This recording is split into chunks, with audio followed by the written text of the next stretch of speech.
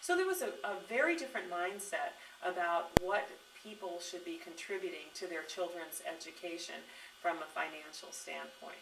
You know, we were on the cusp of public education is funded by the state. We were at the very, very beginning of the trend that parents were willing to contribute a significant amount of money to their children's public education.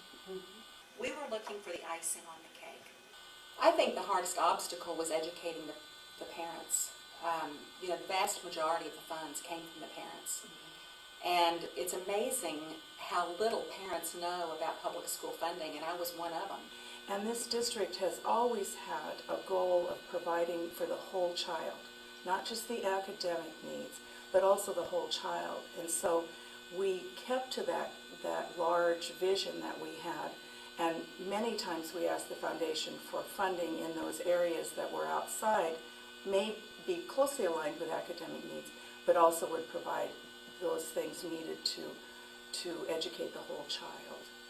So we did actually rewrite our mission statement it was during my first year to It Takes the Town approach, so that, you know, everyone together benefiting all students in our district.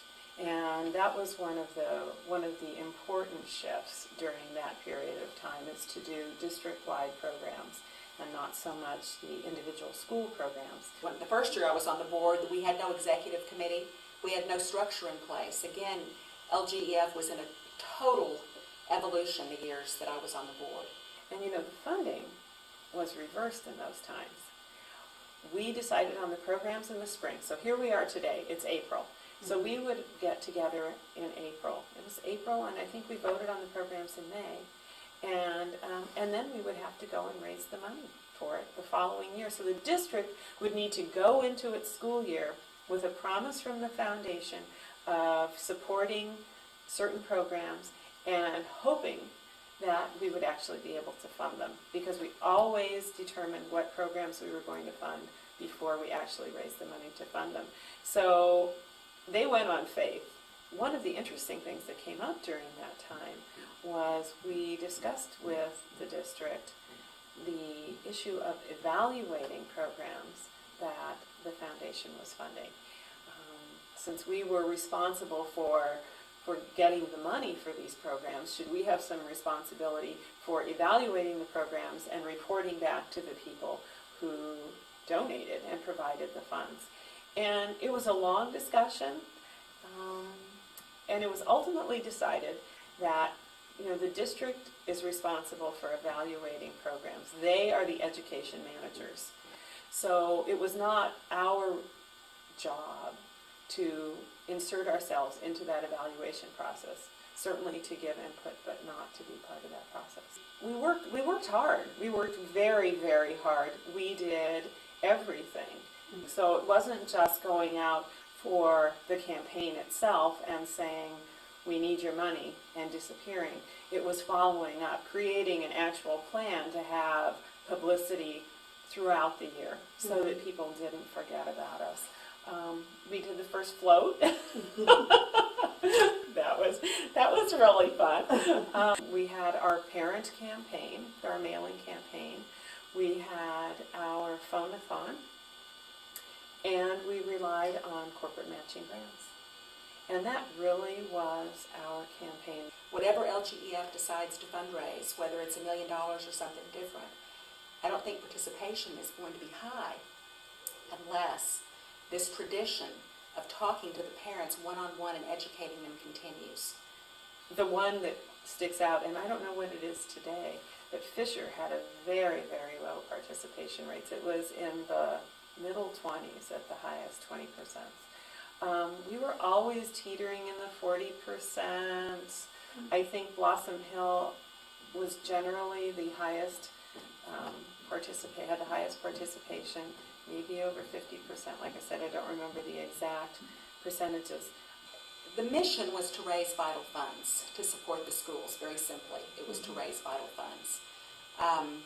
During my tenure, the need for vital funds became increasingly more vital.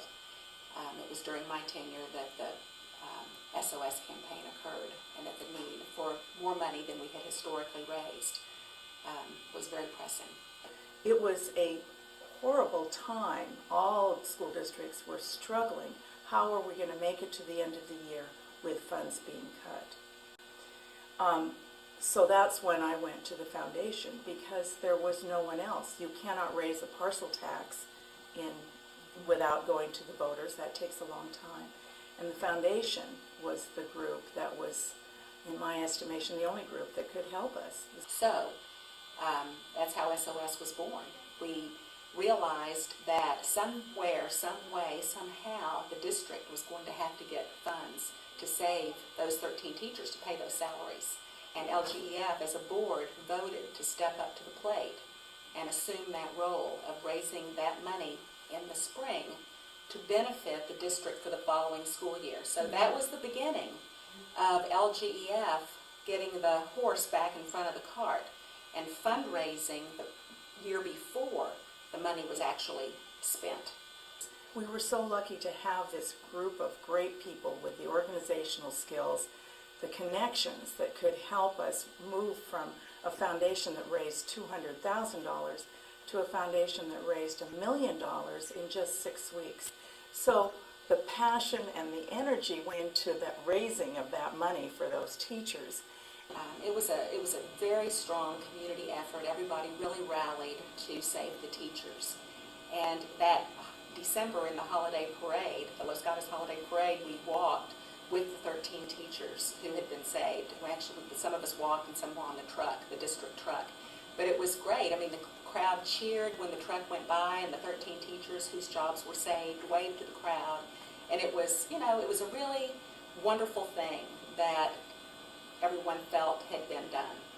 It was an exceptional group of 13 teachers, and they wore pink dresses because they had pink slips indicating that they were going to be laid off. So much of it is a grassroots effort. You know, it's friends telling their friends. It's friends saying, I'm supporting this, are you? And if the answer is no, then find out why and try to get an answer. You know, we had class reps through our campaign, and the class reps sort of served that purpose because they were the parents in the classroom who knew the other parents. For the first time during SOS in the following year, our participation was so high, higher than it had ever been when we were only raising $150,000 to $180,000. And the reason it was so high was the effective role of school captains and class representatives in every single class, talking one-on-one with parents and saying, I'm supporting the foundation. Are you? Have you given your money? If so, great. If not, why not? If we want to really be a world-class school, if we want to give our kids the global tools to compete with kids that are being educated abroad, we're going to have to do even more than what we're doing.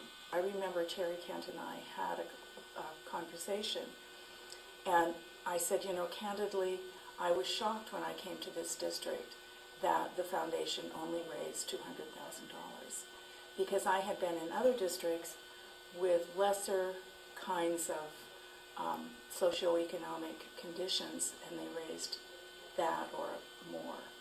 And so she and I both agreed that the foundation probably needed to push a little further. The following year, the Business Partners Program began. And that was the following year, the year I was president, 2003, 2004. We had a realization that realtors were capitalizing on the fact that Los Gatos had these outstanding schools, that other businesses were capitalizing on the fact that everyone wanted to live in Los Gatos because we had fantastic schools, yet they weren't really incurring the cost. So we thought a good way, perhaps, to get the community, the business community, and the community at large to support the foundation and to support the district, our schools, you know, in a year that wasn't the SOS crisis, was through the Business Partners Program. And that became a very exciting addition of revenue, and it brought the business community in. SOS was the beginning of the $1 Million campaign, and the foundation realized after SOS that if these funds were going to continue to be needed by the district, which they were, we were going to have to build a machine to be able to raise that kind of money. So in 2003, 2004, we restructured the board. We developed an executive committee. We developed a format, if you will, for being able to raise $1 million year after year after year. It has continued 2003 and 4, 4, 5, 5, 6, 6, 7. Here we are, moving on into 7, 8 this next year. And I guess the schools have, with the bond money, have become so beautified. And through LGEF and parcel tax, they have been so enriched with their programs that I'm sure a lot of parents are looking now at the schools and saying, well, why do we still need to give this money? Look how beautiful our schools are. Look at these wonderful programs our kids have. This is great. They don't need our money. We don't have to give any more. But what they don't realize is that when the money stops, the programs stop. The beautiful buildings will still be there because the bond funds provided those schools, and the bond funds are spent only for that purpose, and once the construction's finished, that's over. But the ongoing needs of teacher salaries and programs has to come still on into the future from whatever source there is, parcel tax and LGEF, and also home and school clubs. They partner together.